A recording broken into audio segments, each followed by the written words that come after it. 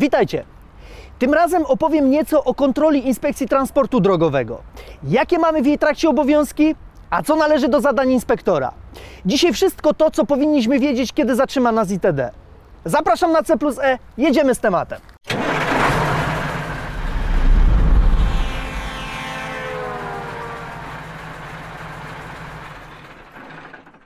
Głównym obszarem zainteresowania Inspekcji Transportu Drogowego są pojazdy duże. W skrócie można powiedzieć, że w przypadku przewozu rzeczy są to pojazdy przekraczające 3,5 tony dopuszczalnej masy całkowitej wraz z naczepą.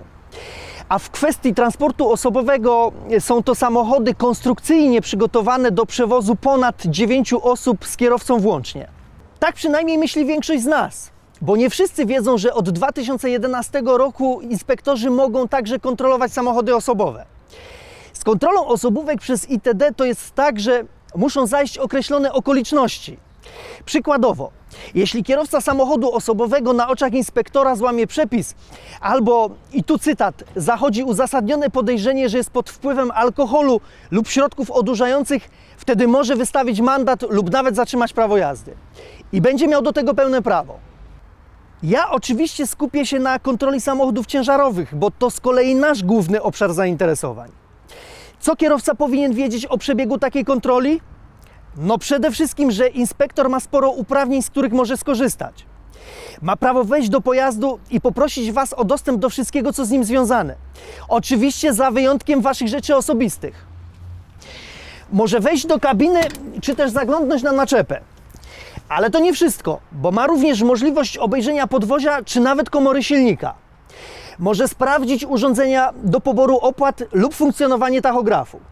Do tego, rzecz jasna, ma prawo sprawdzić stan techniczny pojazdu oraz jego masę, wymiary czy nacisk osi, a nawet rodzaj paliwa, jaki macie w baku. Kierowca jest zobowiązany do umożliwienia mu skontrolowania wszystkiego, o co poprosi, a na pewno poprosi o dokumenty. O dokumentach, jakie powinniście mieć przy sobie podczas wykonywania pracy, wspomniałem przy okazji pierwszego filmu. O kontroli zestawu przed wyjazdem.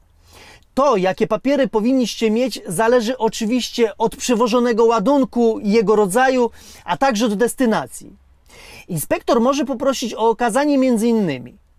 karty kierowcy, dokumentów związanych z ładunkiem, który przewozicie, wypisu z licencji transportowej, zezwoleń koniecznych przy międzynarodowym transporcie drogowym, dokumentów niezbędnych przy przewozie ładunków niebezpiecznych, świadectwa kierowcy.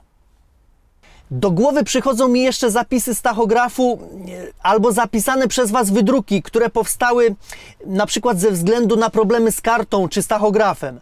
Albo te, na których powołujecie się na artykuł 12, jeśli zdarzyło Wam się przekroczyć czas pracy albo przerwać pauzę w niedozwolonym momencie. Waszym głównym obowiązkiem jest nieutrudnianie inspektorowi kontroli. Jeśli macie wszystkie wymagane dokumenty, sprawny zestaw i nie przekroczyliście czasu pracy, wszystko sfinalizuje się bez kary.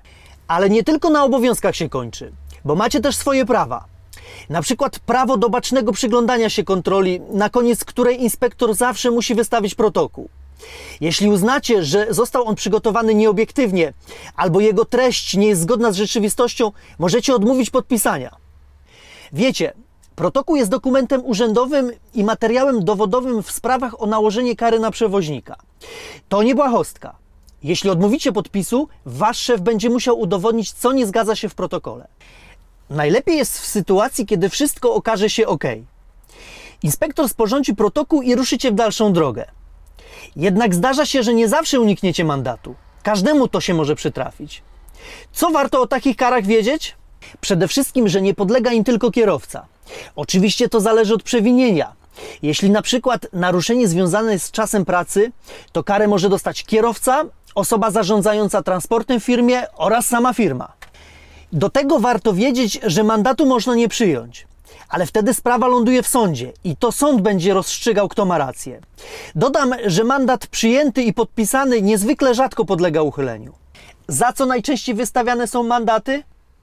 Za brak dokumentów, za przegięcia z czasem pracy albo za błędy w użytkowaniu tachografu. Często wystawianymi mandatami są również te za przekroczenie dozwolonego nacisku na oś. Taryfikator kar dla kierowców sporządzany jest na podstawie załącznika nr 1 artykułu 92 ust. 2 ustawy o transporcie drogowym. Wskazuje on kwoty mandatów od 50 do nawet 2000 zł. Podam kilka przykładów związanych z czasem pracy i obsługą tachografu. To może Was zainteresować. Podkreślam, że będę mówił tylko o kwotach mandatów dla kierowców.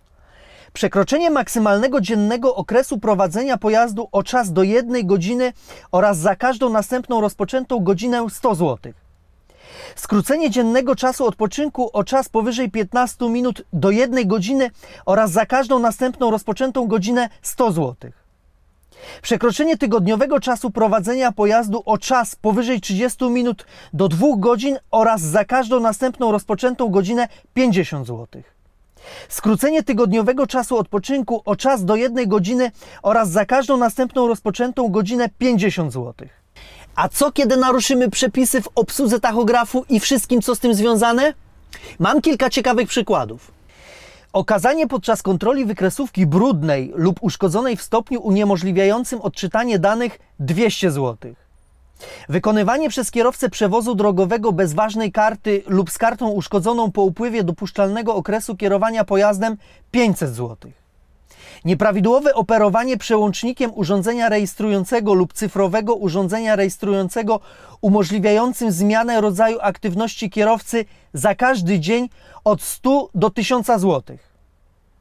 Używanie tej samej wykresówki lub karty kierowcy przez kilku kierowców 2000 zł. Manipulowanie przy tachografie 2000 zł. Oprócz wlepiania mandatów itd. może zatrzymać dowód rejestracyjny pojazdu albo Wasze prawo jazdy. Warto mieć to na uwadze. Podsumowując naszą przygodę z czasem pracy kierowców, nasuwa się jedna ważna konkluzja. Te przepisy trzeba i warto znać. Nie tylko po to, by uniknąć kar i mandatów, ale przede wszystkim z powodu świadomości własnego zawodu i zasad, które nim rządzą. Bo przecież regulacje związane z czasem pracy kierowcy, pomimo że są skomplikowane, są potrzebne i zwiększają bezpieczeństwo na drogach. No i są przede wszystkim dla nas, kierowców. Jeśli Wam się podobało, zalajkujcie i dajcie suba. Ja życzę szerokości C+E. Do zobaczenia.